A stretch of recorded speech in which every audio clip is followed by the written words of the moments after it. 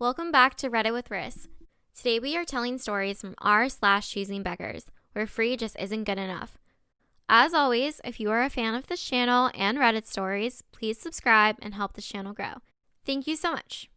Okay, let's get started with our first post from r/ChoosingBeggars.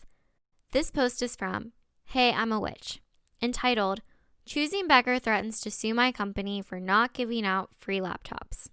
Bit of context for the sake of clarity. I work for an internet and phone provider. Corona hit hard where I live, and the government is giving out funds for providers to put out hella cheap packages so that people who have lost their job and whatnot can afford an internet connection for their kids to attend online classes and stuff. On top of that, companies can choose to discount certain electronics, such as tablets or laptops, and get part of the money back from the government, or something along those lines. I wasn't paying much attention. My company had a bunch of tablets left in the warehouses and decided to give them out for free as a Christmas gift to people who buy the package I have mentioned earlier. Since we're working from home, we have been instructed to call everyone who has placed a request for the package and interview them to see if they fit the type of customer this package was made for. CB, choosing beggar, presents himself as a difficult customer from the moment he picks up the phone. He acts annoyed, won't answer the questions, and overall acts like he's doing me a favor rather than the other way around. After 20 painful minutes, I can conclude that he fits the description and proceed to tell him what the package includes. The conversation went pretty much as follows. I say, I'm happy to inform you that you fit the standards required to be able to purchase this particular package. The offer lasts 12 months, with a monthly price of €10, and includes a Wi-Fi connection and a landline with unlimited calls. You are also going to receive a free tablet as a Christmas gift from our company. CB responds, okay, but I hear other providers give out discounted laptops. I say, yes sir, I'm aware of that. Our company decided to give out free tablets instead though. CB responds, but I wanted a laptop. Can't you write that down that I want a discounted laptop? I say, I'm sorry sir, but I cannot do that. We do not have that kind of device at our disposal. Furthermore, I'm just calling to let you know what the offer entails. You're free to decline at any moment. CB responds and says, I can't believe you won't sell me a laptop. So I say, sir, I'm sorry, but as I said, we do not have any laptops to sell. CB responds and says, you are trying to scam me. I can tell. I'll have you know that I know many important people and that I'm going to sue you and your company over this. Cue another 20 minutes of madness. We're not allowed to hang up unless the client tells us they're done with the call first. So yeah, he didn't have the money to buy a laptop full price or pay a full price monthly internet subscription, but apparently he had money to sue a big ass company. Gotta love middle-aged men. Our next story is entitled, After donating some clothes to a church, I got lectured and shamed by the pastor's wife because they didn't have the tags on. I gained 15 kg in college, so some of my coats wouldn't fit anymore. Tired of seeing them in my closet, collecting dust, and worried about how people in need would pass the winter, I decided to donate them to a church that's currently collecting clothes, blankets, and canned goods. After 20 minutes of queuing, I gave the bag with my clothes to the pastor's wife, and she eyes it like it's full of shit. None of the items have tags, do they? She's wearing a mask, but I can tell she's pissed. I nod, saying that they're secondhand, but barely worn. A few of the coats were worn just once. Darling, this isn't the right place to dump clothes that you don't want. We're trying to get clothes with the tags on to gift them on Christmas to the less fortunate.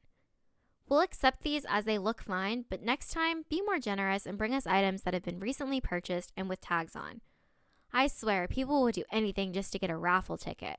Then she gives me a ticket to the raffle I had no idea about. The prize is €300. As I leave, completely speechless, older women wearing bougie outfits keep eyeing me and gossiping. Their clothes come in the store's original bag, and I can see tags everywhere. They really went and bought a ton of items. I got home in tears. I wanted to help, despite being broke, and got an earful instead. Is being poor a sin? Aren't churchgoers supposed to be kinder than this? Our third post is from Hodag74, entitled, Jesus Needs Some New Computers. So I had worked for several years as a computer tech at a small computer shop in a Midwestern city. The owner began putting his profits up his nose, so his wife got pissed and offered to sell it to me at a price I couldn't refuse. I knew I would need more help than just my husband, as he doesn't know a thing about computers except how to buy the parts I tell him to get. So I talked to our daughter, who is teaching at one of the area high schools. She sent us a young man who, though had a lot to learn, was smart and motivated. About a week after the young man started, his uncle showed up, his preacher uncle. He started telling me about how Jesus would bless me if I would donate 5 new computers to his church. He wanted the newest processors, huge hard drives, and a ton of expensive software. I listened to his sermon until I was ready to gag. I then informed him that he had encountered a born-again, evangelical atheist, and it would be a very cool day in the hell he believed in before I gave him even a free power cord. He told me I was going to hell. I told him I'd be very happy about it if he and his kind weren't there. My new tech was scared to death that I was going to fire him, and he told me he had nothing to do with what his uncle did. I told him that, unlike his uncle's God, I don't blame people for what their relatives do. He also told me that his uncle's church only used 1 computer and that the other computers would probably have gone to his family or be sold. The young man turned out to be a super technician, and when I left the city to go back home, I gave him the business. He ran it successfully for 7 more years.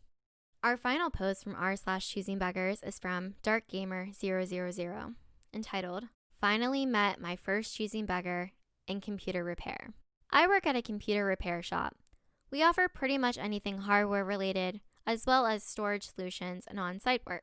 We are one of the last shops standing for an hour in most directions, so we tend to get a lot of traffic. Our prices are pretty low also, so most people are more surprised their bills are so cheap. The last few days, I've been getting calls from a customer. Usually we offer quick tech support assistance for 15 minutes, but I tend not to charge and just get the issue resolved. This guy has called about 10 times, asking for solutions for a few different issues on different machines. Normally at this point, I'd be required to stop answering and request them to come in shop and just do diagnostics on the machines. Diagnostic is free for an hour, and these issues wouldn't take more than 20 minutes.